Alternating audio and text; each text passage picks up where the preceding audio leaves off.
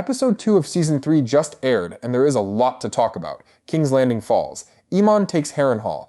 Otto Hightower returns from the dead. Rhaenyra finally sits on the Iron Throne. There is more plot in this single episode than in most of Season 2, and the show is moving fast. So today I want to walk through everything that happened, what landed, and what it sets up for the rest of the season. There is a lot to cover. If you enjoy these breakdowns, drop a like and subscribe. It helps a lot. Let's get into it. The episode opens with the wrap-up of the Battle of the Gullet. Baela carries Jace's body back to Dragonstone on Moondancer. The Dragon Seeds finally show up to the fight, very late, in a quick montage that gives us at least a glimpse of Vermithor, Silverwing, and Seasmoke in action. It is brief, but it is something. The show clearly wanted to acknowledge that those three dragons were part of the battle, even if they were not the focus of the premiere. The real meat of the opening is Rhaenyra's reaction to seeing Jace's body. Emma Darcy gives one of their best performances of the entire show in this scene. The grief is raw. The anger is raw. The rapid cycle through denial, anger, and deep depression anchors the front half of the episode. The way Rhaenyra clutches Jace and demands he explain why he disobeyed her is genuinely difficult to watch in the best possible way. You feel the loss in your chest. You feel the betrayal in your gut. This is the kind of moment the show was built for, and the performance carries it. What makes the scene work even more is the framing. Rhaenyra has now lost 2 sons in this war. Lucerys was killed by Aemond at the end of Season 1. Jace has now died because of decisions she and her family could not control. The grief is not just for Jace. It is for what her ambition has cost her so far. It is for every promise she made to her sons that she could not keep. The show lets that weight sit on her face without rushing past it, and the result is one of the most emotionally complete scenes the show has ever shot. Baela also lets Rhaenyra know that the Wild Dragon Sheepstealer was the cause of Jace's death. She does not name the writer out loud. The show is leaving that thread hanging for now.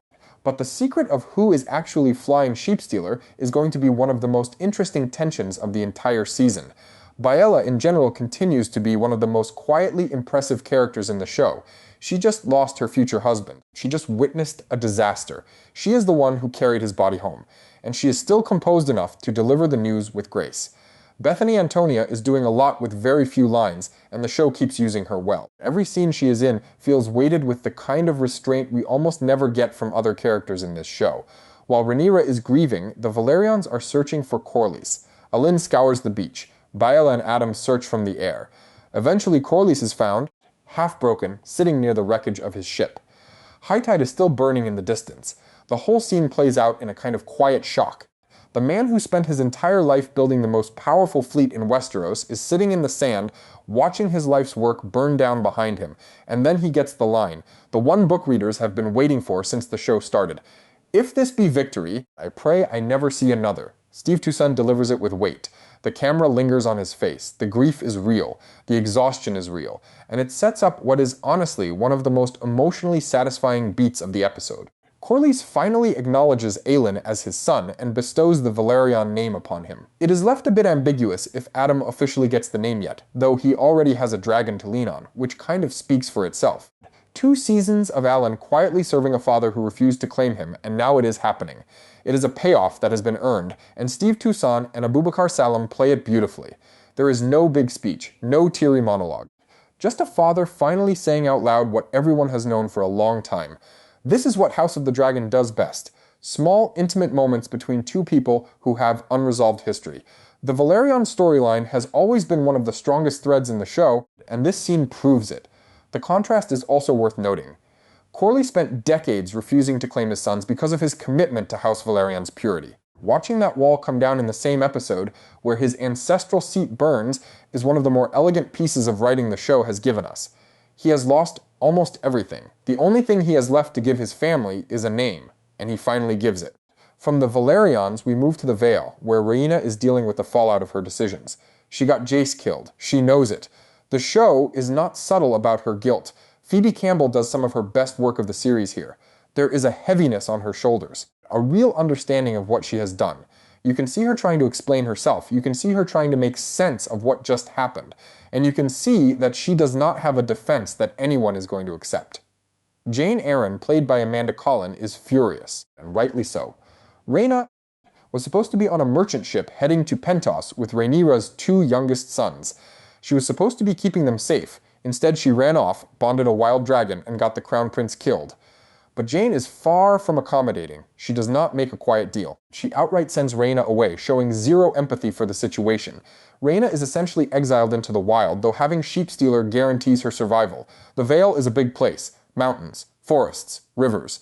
A girl with a dragon can disappear into it if she has to. It is a smart scene. Amanda Collin is a great actress, and she immediately makes Jane feel like someone with her own agenda. Every word she says has a calculation behind it. She is not warm, she is not cruel, she is a ruler making a ruthless decision in a bad situation. The Vale has stayed out of the war so far. Hiding Rhaena would change that. So Jane does what she has to do. What I love about this scene is what it sets up for the rest of the season. Rhaena now has a dragon she barely controls. She has a secret that could get her killed. She has lost her place in her own family, and she is alone in a region that does not want her. Every time we cut back to her this season, there is going to be tension. The show has built a slow burn arc here that is going to pay off, one way or another. Then we cut to the Riverlands, where Daemon's army is celebrating a recent victory. This is one of the more relaxing scenes of the season so far. Daemon is in good spirits for the first time in what feels like forever. The Winter Wolves are drinking and laughing around the fire. Roddy the Ruin and Black Aly get more screen time, which is welcome because they are two of the strongest new additions to the cast. Tommy Flanagan continues to be perfect as Roddy. There is a stillness to him, a quiet menace. You can tell this is a man who has fought in dozens of battles and walked away from all of them. The way he carries himself makes every scene he is in feel a little more grounded. Even in a celebration scene, you get the sense that he is already thinking about the next battle. Black Aly is also a great addition. Annie Shapiro brings real charisma to a character who could have easily been forgettable. She fits naturally into the Winter Wolves dynamic, and she gives Daemon a sparring partner who is not intimidated by him. The chemistry between her and Matt Smith is sharp. She gives him a kind of equal he has not had in a long time. The celebration is short-lived. News of Jace's death arrives, brought by Sir Simon Strong. Daemon goes quiet. He gives orders for the army to march toward King's Landing. He gets on Caraxes. He flies to Dragonstone to be with Rhaenyra. Before he leaves the Riverlands, he has one last conversation with Alys Rivers. Alys asks for a boon. She wants Rhaenyra to give her Harrenhal. Daemon laughs. He cannot give her that. Even if he wanted to, Rhaenyra would never agree. Harrenhal is one of the most important castles in the Riverlands. Handing it over to a mysterious woman with no titles or political backing would raise too many questions at court. Alys warns him. He should not return to Harrenhal. There is a weight to that warning. She knows something he does not. And whatever is coming, she is no longer on his side. Gale Rankin sells the shift perfectly. The witch who has been steering events from the shadows is no longer being subtle. She has made her offer. He refused it. And now she is going to act in her own interest. This is the kind of setup that pays off later. Alys is going to be one of the most important characters of the season. Her storyline is just beginning. And the next time she is on screen, the dynamic has already changed completely.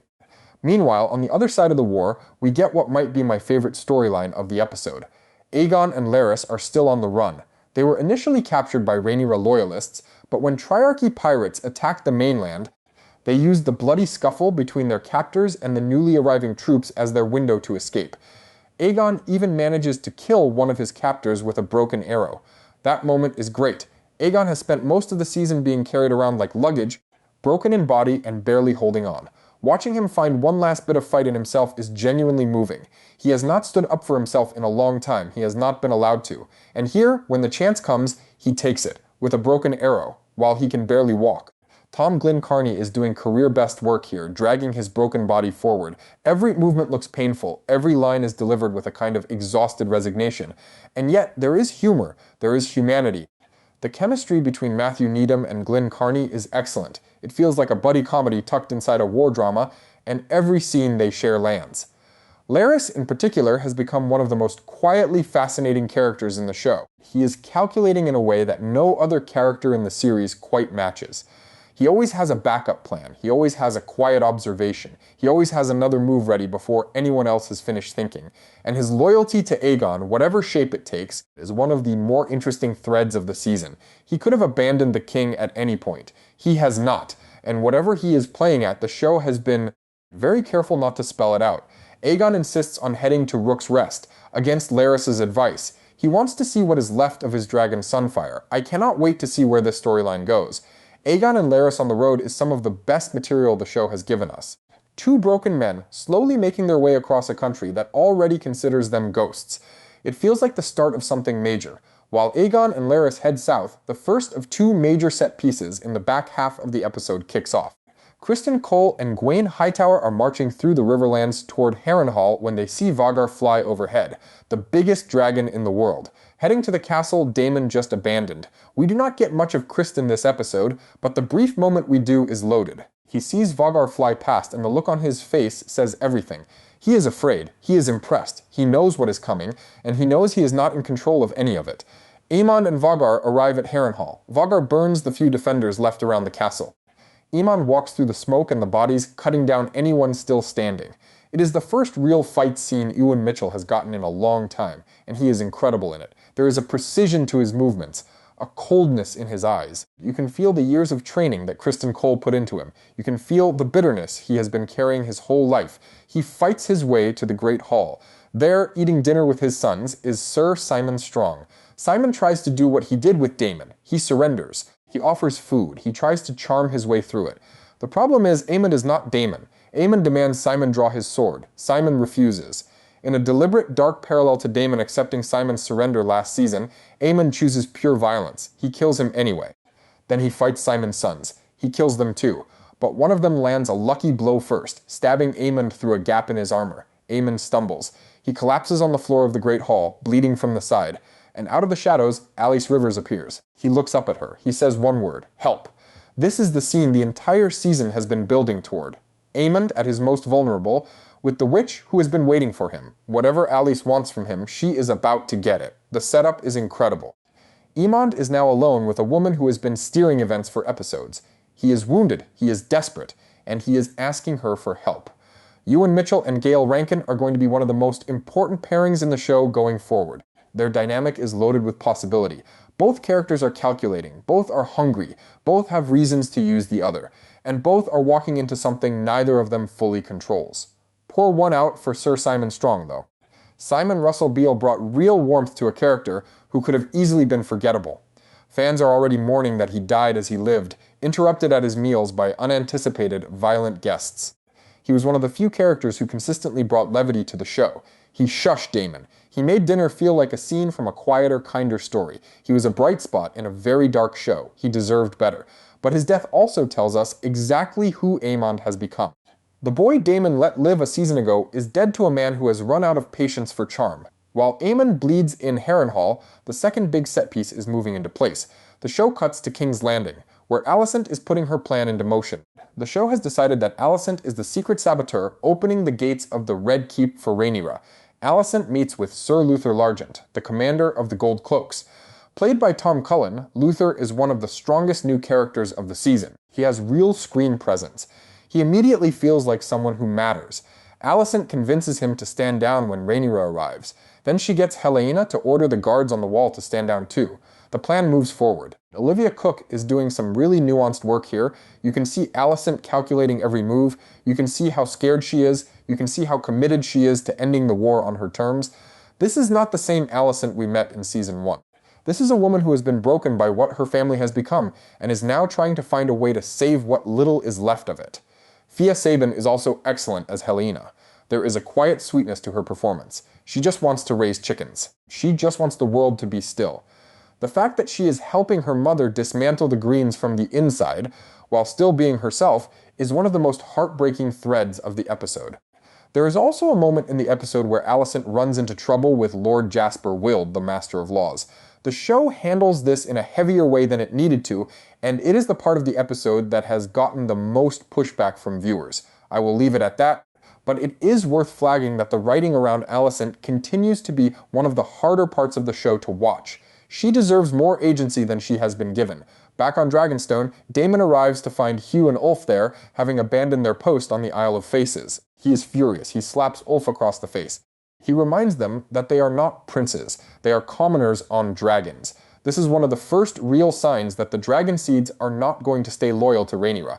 The show is planting the seeds for a betrayal that book readers know is coming. Daemon's harshness here is going to be remembered by Hugh and Ulf, and what they do with that memory later is going to shape the second half of the war. Daemon also runs into Mysaria, his former lover, who has become one of Rhaenyra's closest advisors. The two have a tense conversation. Daemon clearly does not trust her. She clearly does not trust him. There is real history between them, and the show is letting it simmer. Eventually, Daemon gets to Rhaenyra. He tells her that Vhagar has been sighted near Harrenhal. Rhaenyra finally gets out of bed. She puts on her armor. She announces that she, Daemon, and the dragon seeds are flying to King's Landing. She also delivers what might be the hardest line she has ever given in the show. When Ser Laurent, the Kingsguard who locked her in her room, offers his life as punishment, Rhaenyra coldly tells him Ser Laurent can choose how he dies. It is a definitive Black Queen moment. Cold. Practical.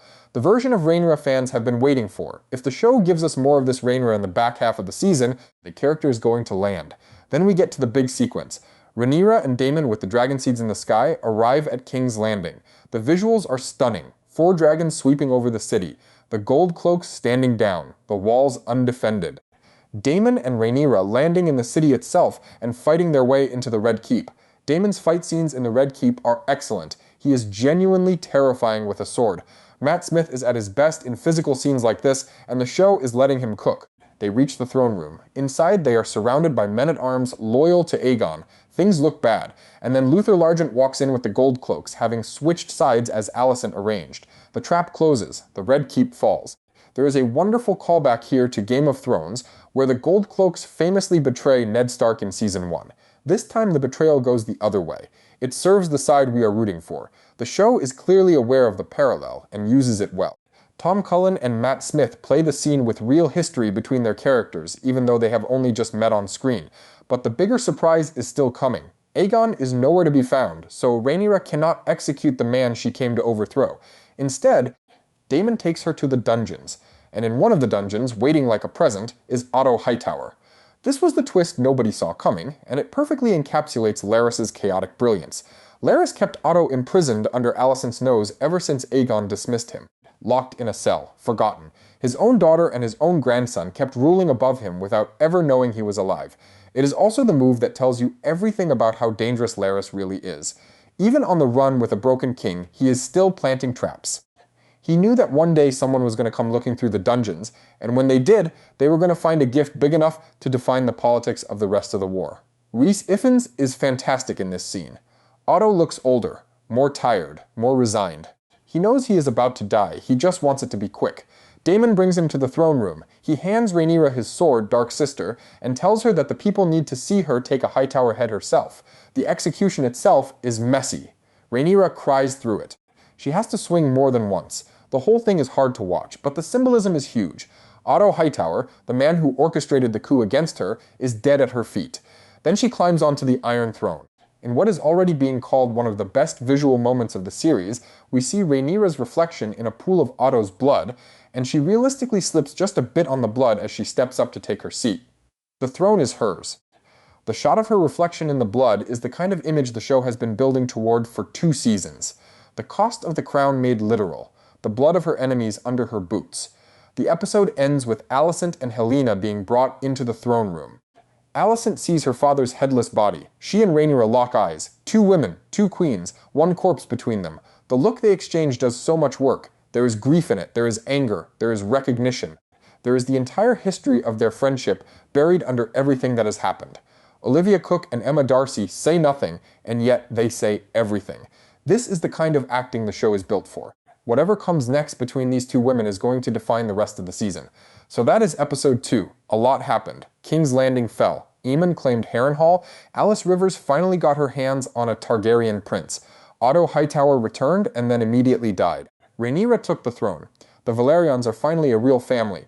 Aegon and Larys are heading towards something big. Rhaena is hiding in the wild with a secret that could change everything. The pacing was fast, the performances were strong, the visuals were stunning. The show is clearly aware that there are only 6 episodes left, and it is not wasting any of them. The overall picture is exciting. The war has reached the capital. The blacks are winning, the greens are scattered, and the back half of this season is going to be brutal.